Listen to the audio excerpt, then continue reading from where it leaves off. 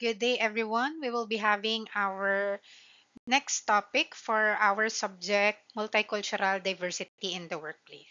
So, the topic is entitled Managing a Cultural or a Multicultural Teams. For the learning objectives, first, we will identify the different leadership styles in the workplace. Second, evaluate the effectiveness of motivating a multicultural teams. Third is discuss the factors of enhancing team dynamics. Next is develop strategies to motivate and engage multicultural teams. Apply effective decision-making approaches in culturally diverse contexts and design fair and culturally sensitive performance management practices. Okay, so but first let's define leadership. So what is leadership for you? How do you understand leadership? You can comment your answer on the comment section. So according to its definition, leadership is a process of influencing, guiding, and motivating a group of people to achieve a shared goal, a shared environment, by providing direction, fostering collaborations, and making decisions. So, in short, leadership is the ability to guide, influence, and inspire your co-employees or your subordinate or any individuals or group in achieving a common goal. So, when you are leading a team, it involves setting a vision, motivating people, making decisions, and fostering an environment where people can contribute effectively. So, you always remember, class, that leadership isn't just about holding a title. So, hindi pwedeng, ay, leader ako yung susundin nyo. Okay? So, leader or leadership is about action, it's about responsibility, and your ability to empower others. Okay? Nape-persuade nyo ba sila? Okay? Nai-inspire nyo ba sila na gawin yung goal or yung objectives nyo ng sabay-sabay. Okay? That's what we call leadership. There are a lot of definition of leadership. Okay? Now, now sometimes you will wonder, how are we going to say if someone or somebody is a leader? Okay? So I'm going to show you this poster or a photo na nagpapakita ng characteristics, okay, ng isang leader versus sa isang boss. So, what are some of the characteristics or things that you need to take in consideration in order for you to seen na ang isang employee or ang isang individual ay leader or a boss. So, the first one is nakalagay dito, talks more kapag boss and listen more kapag leader. So, oftentimes, okay, kapag boss, okay, so they speak directly, okay, and they are only focusing on their own instruction without much feedback, okay, so they only um, gives direction, they always give instruction, they will tell whatever they want without asking feedback from its subordinate or from its people. While for leader, they listens more or listen more. They prioritize listening to their team, gathering inputs, and understanding concerns before acting. Because leader fosters inclusivity and trust. Okay? So, nagtitiwala siya dun sa mga ideas or dun sa mga solutions na binibigay nung kanyang subordinates. Hindi lang dun sa idea na binibigay niya. Next is self-absorbed and leads by example. So kapag boss, they only focuses on their own authority or their goals. Okay? Sometimes nakakalimutan na nila yung pangangailangan nung um, team nila or nung grupo nila kasi they are only focusing sa sarili nila. Okay?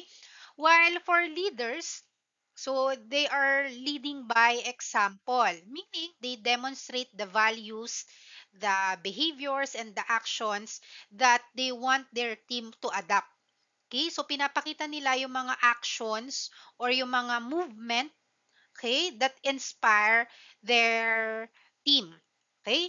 In short, they are inspiring, okay, through action rather than words. Next is me versus team player. So how do we define this? Kapag boss, okay, very self-centered yung mindset. Very focused about themselves. Laging ako magaling, ako lang yung may alam, ako lang yung susundin nyo. Okay? Madalas, they are seeking for personal gain or recognition. Okay? While for leader, nakalagay dito, team player, they works collaboratively. So, lagi nilang inuuna yung kapakanan or yung success ng grupo. Okay? Above doon sa mga personal achievements nila or accolades nila. Next is tells versus us. Kapag boss, they are commanding without seeking input. They creating one-way flow of communication. Sila lang yung pinapakinggan. Okay? Pero sila ayaw nilang makinig. While sa leader, they are very engaging. They involve the team by asking questions and encouraging dialogue na nagpo-promote ng sense of ownership. Another one, intimidate and inspire. Kapag boss, they uses authority or fear to enforce compliance. Tinatakot nila yung mga empleyado. Pag hindi mo to ginawa, ibabagsak kita sa evaluation mo. Okay? Pag hindi mo to sinunod, hindi kita ipopromote. So, people are just following for the sake of fear. Okay? While kapag leader ka, you are motivating through vision, trust, and respect. So you encourage voluntary effort. Okay, you allow them to exceed their efforts. Okay, without forcing them. Next, dictates and facilitates. Okay, kapag boss, they only give orders and they expecting obedience without collaboration.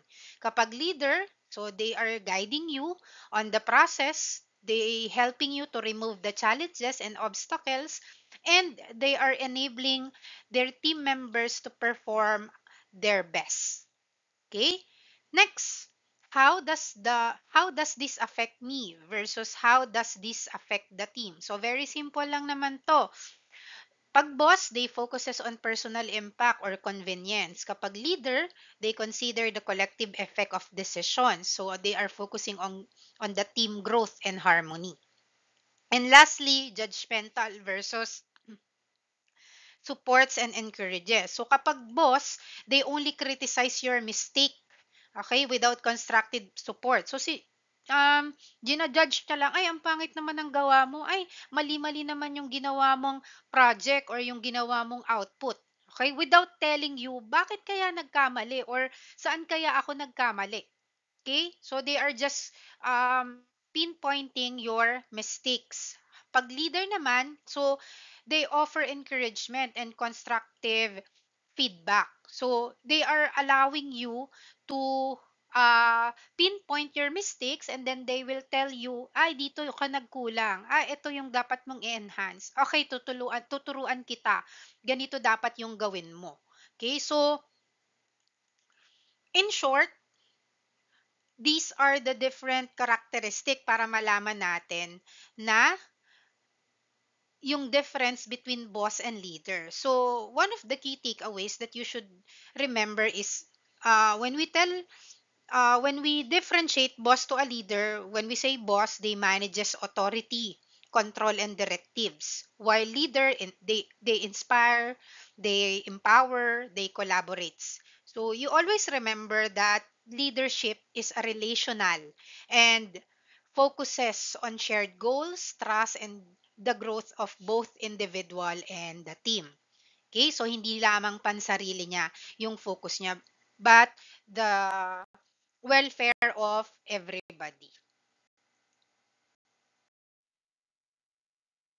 Next is leadership style. So what do we mean when we say leadership style? So leadership style is about an approach to directing, motivating, and managing their team. It is shaped by various factors, including leaders' personality, values, skills, and experiences. So in short, when we say leadership style, okay, it is their strategy or their approach or their behavior as a leader na ginagamit nila para maging guide to motivate and manage their team. Okay? So another one is, according to our references, no right leadership style exists.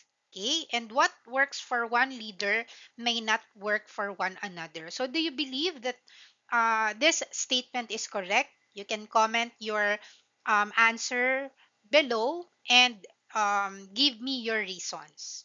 On my side, I believe that yes, there is no right leadership exists.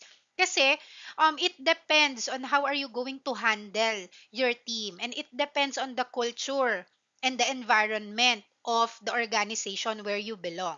Okay, dapat marunong kang mag-adjust based on the culture of the employees or the team that you are handling. Okay? In order for you to create an effective leadership strategy for your team. Okay? Hindi pwedeng sa Hotel A, ito yung leadership style na ginagamit mo, and then sa Hotel B, yun din yung gagamitin mo. So, magkaiba yung environment doon, or magkaiba yung culture doon. That's why you have to know how to adjust. As a leader, you know how to recalibrate your strategies in order for you to handle your team efficiently and effectively. Now, let's discuss the different types of leadership. So we have autocratic, democratic, laissez-faire, visionary, affiliate, transactional, and transformational. So isa-isahin natin yung different types of leadership. Okay? So the first one is autocratic style. So I will no longer read the definition because you already seeing it at my screen. So when we say autocratic leadership, from its word authority, okay, it is also known as authoritarian leader, okay, or leadership. It means that leaders makes decision unilaterally without much input from the team members. Meaning, anong type ng power distance ito?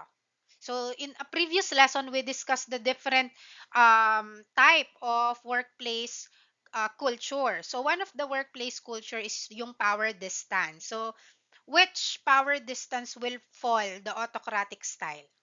Anyone? Any guess? Okay, you can comment your answer on the comment section. So the type of power distance is high power distance. Why? 'Di ba pag sinabi nating high power distance, we give the authority to higher positions, or to those who are handling um, higher, what do you call this?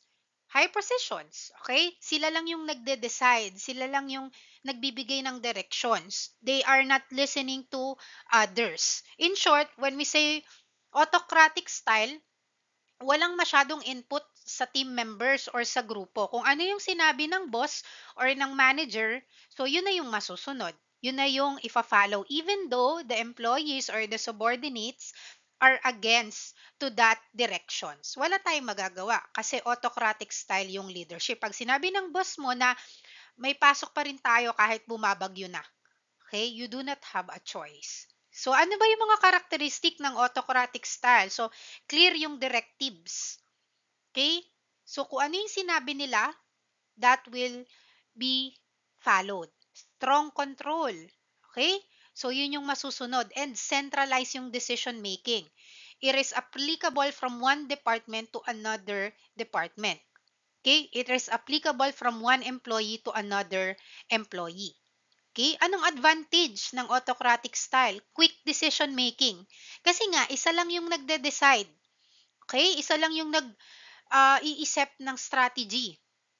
Okay? Or ng output. Okay? Or ng direction. Kaya, mabilis yung decision. And merong clear expectations. Okay? Kasi nga, sinet niya na agad yung target. Sinet niya na agad yung objective. So, everybody will follow kung ano yung sinabi ng authority. Ano naman yung disadvantages ng autocratic style? Una, can demoralize team. Bakit? Kasi pinipigilan nyo silang magsalita. Pinipigilan nyo silang magbigay ng feedback. Okay? Sinashut down nyo sila. Okay? Second, stifle creativity or stifle creativity. Okay? Meron palang mas magandang idea yung team members or yung isang member dun sa grupo. Pero dahil hindi pinapakinggan or hindi sa kanya yung authority, then hindi na siya pwedeng mag-share ng ideas niya. Okay? It discourages collaboration as well. Kasi nga, isa lang yung nagde-decide. Okay? So, sino ba yung mga, one of the best example of autocratic leader is if you are familiar with the CEO of Amazon. So, during their early years, si Jeff Bezos. Okay? So, he portrays autocratic leadership style kasi nag-e-enforce siya ng strict control and high standards to drive efficiency dun sa kanyang company. Okay? Next, democratic style of leadership. So, other term for democratic style of leadership is participative leadership. So, when we say participative leadership, ito naman yung kaibahan ng autocratic leadership. Kung ang autocratic leadership ay high power distance, which is yung higher authority lang yung nasusunod, or the people who have high powers in the organization or high position, sa democratic style naman, low power distance yung culture sa workplace. Meaning, leader involves team members in decision making. So everybody is encouraged to share their thoughts, share their ideas. Everybody is open, okay, to do brainstorming. Okay? They are open to share their feedback. Okay? So ano yung characteristic niyan? Encourages feedback, discussion, and collaboration. Ano yung advantages nito? It builds trust. Okay? Tumataas yung trust or yung tiwala ng mga empleyado doon sa company. Kasi, unang-una, they are allowing them to speak up or to share their suggestions or feedback. It improves team morale and fosters creativity. Okay? Because you are allowing your employees to check best solutions to a problems.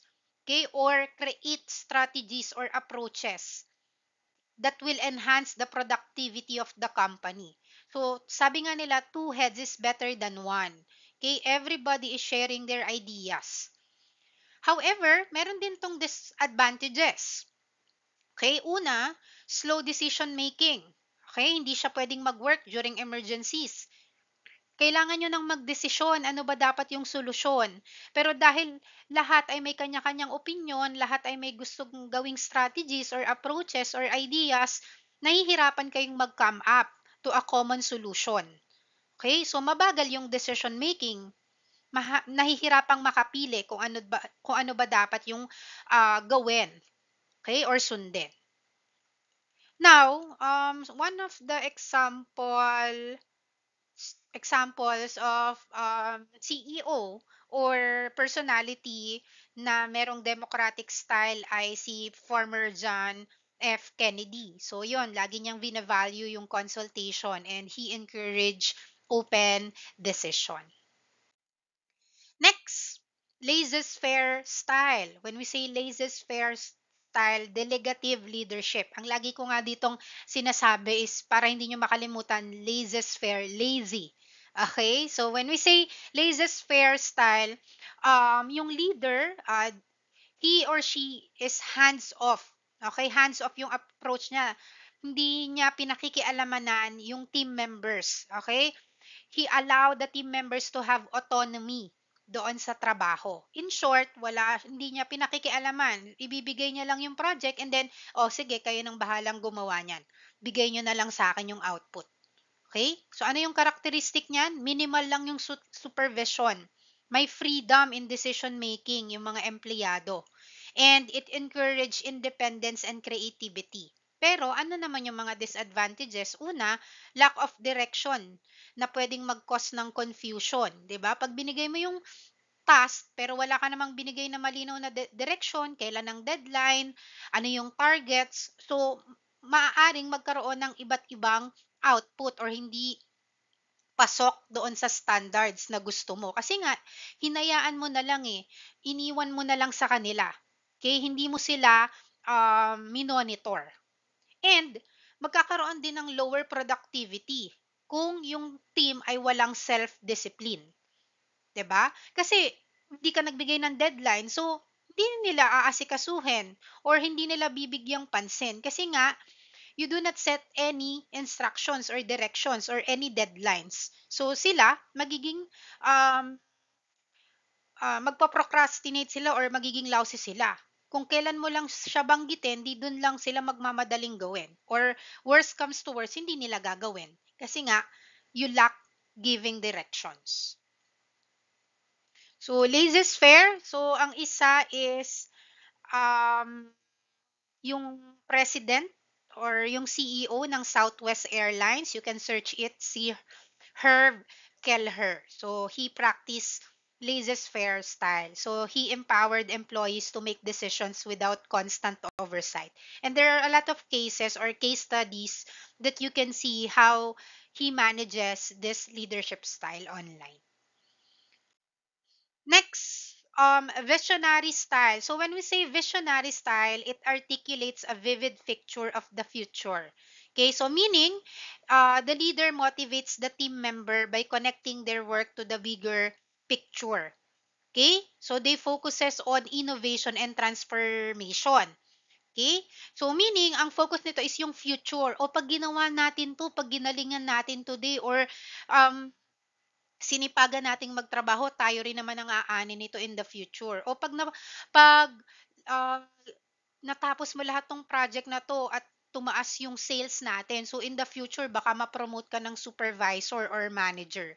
Okay? So that's what we called visionary style of leadership. One of the advantages of this is it inspire high motivation and adrenaline to the employees that promotes commitment. Kasi nga, you are showing uh, the future.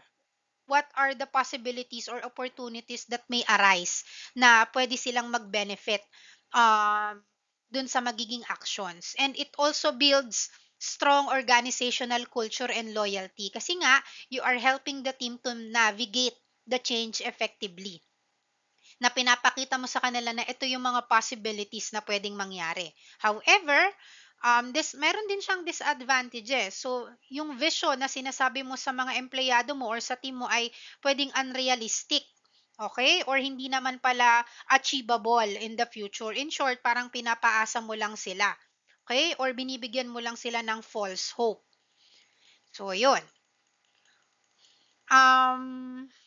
One of the uh, CEOs that practice visionary style is si Elon Musk. So if you are familiar with SpaceX, Tesla, so Elon Musk is inspiring teams with bold and forward-thinking visions. Another one is si Nelson Mandela. So imagine, he unified people around the vision of equality and freedom.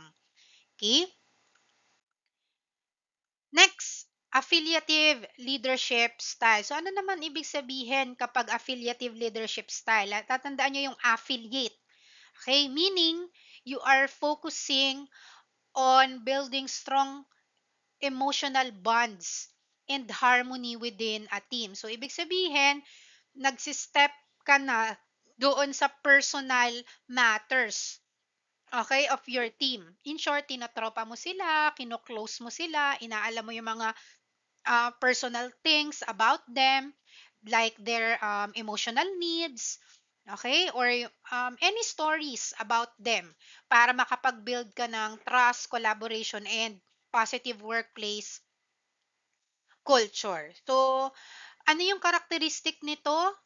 It prioritize people's feelings, relationships, and well-being. Okay? So you also listen actively to your employees. Okay? And advantages, it improves team morale and trust. It encourages collaboration and loyalty. It effective din to when it comes to healing the workplace conflicts and it can boost emotional well-being and employee satisfaction. However, meron din siyang disadvantages. Una, can neglect task completion if overly focused on relationships. Dahil magkumpare na kayo, mag-BFF na kayo, magtropa na kayo, nagiinuman na kayo ng magkakasama. So, minsan nakakalimutan na natin yung boundaries na ikaw ang leader, ikaw ang ah, team or ang subordinate. So, minsan kapag may inutos sa'yo, dahil tropa mo naman siya, hindi mo siya ginagawa agad. Kasi ang thinking mo, hindi naman ako pagagalitan yan ni boss. Okay? Ni manager, tropa ko yan eh. Okay? So, nakakalimutan na nating gawin yung responsibilities natin and yung boundaries natin between one another. Next, risk of avoiding difficult decisions to maintain harmony. Minsan, meron na kayong problema dun sa team or dun sa grupo. Hindi kayo makapag-discuss ng matters or ng decisions or hindi ka makapagbigay ng feedback and suggestions kasi baka masaktan yung boss mo. Eh dahil tropa na kayo, magkumpare na kayo or mag-BFF na kayo, hindi ka na lang nagsasalita. Okay? Para hindi kayo mag-away or hindi kayo magkagulo. Example nito yung president or yung CEO ng Starbucks, si Howard Schultz. So yan, yan ang focus niya. He emphasized employee well-being and customer satisfaction. And si Dalai Lama, he also promotes harmony, compassion, and understanding. Next, transactional leadership. So, pag transactional leadership naman, ang focus nito ay structure, rules, reward, and punishment. Okay? So, it relies on clearly defined roles, performance, standards, and regular supervision. So, meaning, if you do good, you will be rewarded. If you do bad, you will be punish. So ano yung mga key characteristic na to? Merong mga specific goals and rules na dapat sinusunod. Merong formal procedures and standards. And tinatrack yung results and productivity. So, one of the advantage of this is nakakapag-provide ng measurable performance. Kasi nga, meron kayong tinatawag na key performance indicator, yung mga target objectives nyo or yung goals nyo na makakapagbigay ng measurements if you are performing well in the team. Okay, so effective din to in maintaining discipline and order kasi nga may sinusunod kayong rules and regulations na dapat sinusunod ng lahat. Disadvantages, it limits flexibility and adaptability. Okay, kasi nga very focused tayo sa rules, very focused tayo sa procedures. Sometimes nawawala na yung flexibility natin kasi nga ayaw nating baliin yung mga rules and regulations na nakaset na. Example nito si Bill Gates during his early Microsoft leadership. Napakaraming rules, standards, and measurable outcomes na sineset sa company. And last but not the least, the transformational leadership. So, transformational leadership is a style where leaders, ang ano nga natin dito, inspires and motivates followers to exceed expectations by fostering innovation, creativity, and personal growth. Ibig sabihin, class, ito yung highest level of leadership style because the leader transform his or her subordinates into somebody or someone na at i-achieve or maabot yung fullest potential niya. Parang meron kang mentor and yung mentor mo yung magtuturo sa'yo or uh, tutulungan ka na ma-achieve yung professional and personal goal mo. Okay? So, itong transformational leadership, nakafocus to sa long-term change. Okay? So, matagal yung process or mahaba yung process.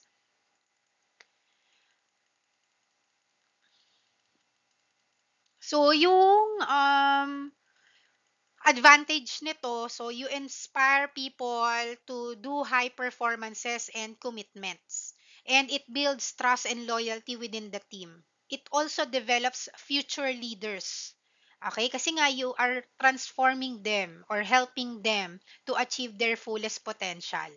But disadvantage, sometimes masyado tayong nagiging dependent dun sa mentor natin na kapag wala na siya, hindi na natin kayang mag-function. Okay? So, one of the best example of this is Steve Jobs ng Apple. So, he inspired innovation and shared vision of design excellence. Okay? Now, team dynamics. So, when we say team dynamics, ito naman is yung bonding or yung relationship mo within your team. Paano ka nakikipag-interact or paano ka ba nakikisalamuha doon sa mga katrabaho mo or doon sa mga kagrupo mo sa isang organization. Now, how or what are the key factors paano natin ma-enhance or mai-improve yung samahan ng isang grupo sa isang organization. So una, clear communication. Okay, it is very important for a team or a group to have a clear communication. Okay, that's why you have to make sure that everything is mentioned or directions are all cascaded to each and everybody para hindi nagkakaroon ng conflict. Okay? So, better if you are providing emails, memos, or written documents so that everybody is aligned sa ano bang purpose, goal, or objective na dapat i-achieve ng isang grupo. Next, trust and mutual respect. So it is one of the key aspects that you need to take in consideration when you are enhancing your team dynamics. You have to trust your subordinates. You have to trust their skills, you have to trust their capabilities, and at the same time, you have to respect each other. So you have to remember that yes, you have different perspectives, you have different culture, but at the end of the day, you only have to focus on the goals of your team. Okay? Not mixing your personal issues or matters with one another. Shared goals and vision. So, mahalaga talaga na ang isang grupo or ang isang team ay aware sa kung ano ba yung objectives ng organization. Okay? And ano ba yung vision na dapat ma-achieve ng isang grupo or ng isang organization? Because if everybody is well aware of the goals and vision of their team or their organization, then they will act or move or strategize towards that goals and visions. Okay? And lastly, strong leadership. So sabi nga nila, it takes somebody to stand up and be a leader to a team. Okay? And leadership is one of the foundation of enhancing team dynamics. The leader who will stand firm within a group is one of the key factor that makes or breaks, okay, the group as well. That's why building strong leadership is a must. Now, motivating diverse teams. How do we motivate different employees in the organization? So you have to always remember that each and everybody working in different organization have different preferences, values, lifestyle, and culture. So how are we going to motivate them? First is um, motivation in the workplace.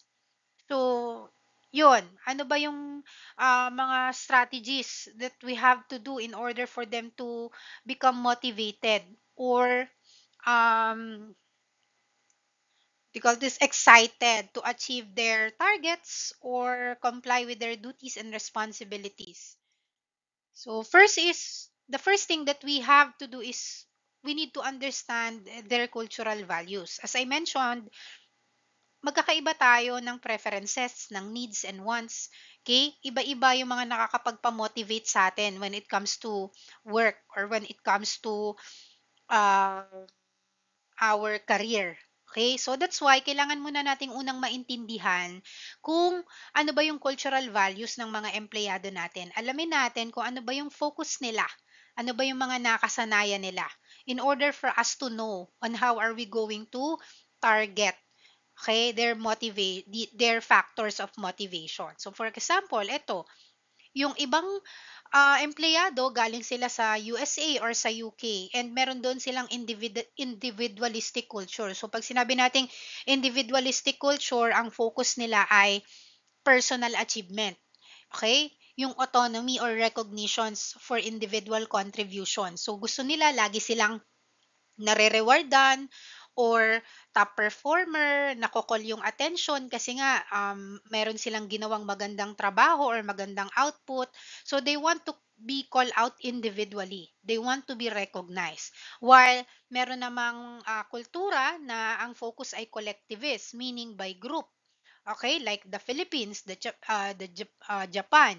So ang focus naman nila na mo-motivate silang magtrabaho if merong success, merong harmony, merong sense of belongingness, merong teamwork doon sa kanilang organization or sa kanilang workplace. Next is type of motivators. Kailangan din nating alamin ano ba yung mga factors na nakakapag-push, okay, or merong drive sa isang tao para kumilos, i-achieve yung mga goals and targets and para ma-improve yung performances nila. Okay? So there are two. The first one is intrinsic motivators. Pag sinabi nating intrinsic motivators, it drives by passion, purpose, or personal growth. Ibig sabihin, nasa inner self natin to. Okay? Nasa inside natin. Hindi natin siya nahahawakan. Okay? It is a sense of feeling. So, ano ba yung mga example? For example, achievement, feeling proud after completing a challenging task. Binigyan mo siya ng ah, task na hindi niya usual ginagawa. Okay? So, nung na-fulfill niya yon, then, intrinsic rewards yon. Learning and growth. 'Di ba? The desire to acquire new skills and knowledge. Autonomy. Okay? You allow your employees to enjoy independence and control over work. Or passion and interest. You allow them to work on something personally meaningful, and purpose. Okay? So, contributing to a cause or a vision that matters. While yung kabaligtaran naman, extrinsic motivators tied to tangible rewards. Ito yung mga nakakapagpa-motivate or nakakapagpasaya sa atin na napapakinabangan natin or nahahawakan natin. Okay? Or na-enjoy natin. So, ano ba yung mga example ng extrinsic rewards? Una, salary and bonuses, promotion, recognition, okay? Ano pa? Benefits and perks, avoidance punishment. Okay? So, these are some of the example of extrinsic motivators. Next, creating an inclusive work environment. So, sino bang ayaw na hindi mag-work sa isang organization na merong respectful and inclusive work environment? So, ano ba yung mga dapat nating gawin para magkaroon ng inclusive and work environment? So, you allow your employees to um, open for feedback. Okay? You have to foster psychological safety where all voices are valued. So you allow them to talk, you allow them to share their feedback, their opinions, okay? Their suggestions. Next is respect their traditions, languages, and communication styles. Kasi paulit-ulit na natin itong diniscuss in a previous lesson. Okay? Multiculturalism, respecting and allowing each and individual to strive, okay, in a workplace culture where everybody feel valued. Next, promote equity and fairness in opportunities, recognition, and reward. So, wala dapat kinikilingan, walang pinoprotektahan. Okay? Lahat ay pantay-pantay, whether sa promotion, sa recognition, sa rewards. You set rules and regulations or mechanics that are fair to everybody. And everybody is open for that application. And lastly, ensures that motivation is sustainable. So hindi pang sandalian lang, it should be long term. Okay? It should be sustainable or pangmatagalan. Okay?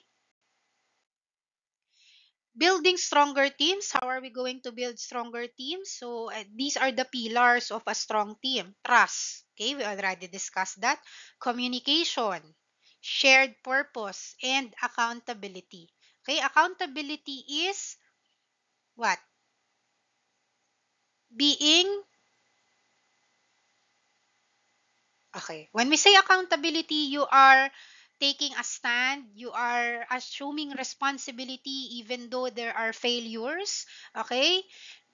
You what do you call this? You accept what will be the consequences and solving that problem. Okay? So, that's accountability. Hindi yung pag may problema, bigla ka na lang nawawala. Okay? Or nagtuturo ko na, "Eh, sila naman yan, hindi naman ako yung gumawa niyan eh." Okay? So, accountability is sharing um, actions within everybody. Okay? How are we going to measure if the team is effective? So first is different minds, one goal. So even though you have different thinking, you have different behavior and preference, you always remember that you only have one goal, which is your objectives in your organization. Okay, you have clear roles and clear boundaries. Okay, you know your responsibilities. So kung ano lang yung naka-assign sa'yo, yun lang yung gawin mo. Don't mind the other tasks assigned to your co-workers or co-team. Okay, unless they ask your help or they ask your feedback or opinions. So boundaries is important. Okay, you should always remember that. Feedback flows both ways. So clear communication is a must. Okay? Exchanging thoughts and ideas will always be in consideration. Trust grows through actions. So, um, pag nawala yung trust, mahirap na siyang ibalik. That's why, okay, if you want your team to trust you, you have to make sure that your actions is parallel or commensurate um, to leading them to trust you. Because if every time lagi ka nilang binibigyan ng um, targets or projects, but every time din pinifail mo sila or you always failing the your team, so paano kanila pagkakatiwalaan kung laging yung trabaho mo ay palpak? That's why you have to make sure that when you do your work, okay, you are building the trust of your coworkers or co-team. And that's the end of our discussion.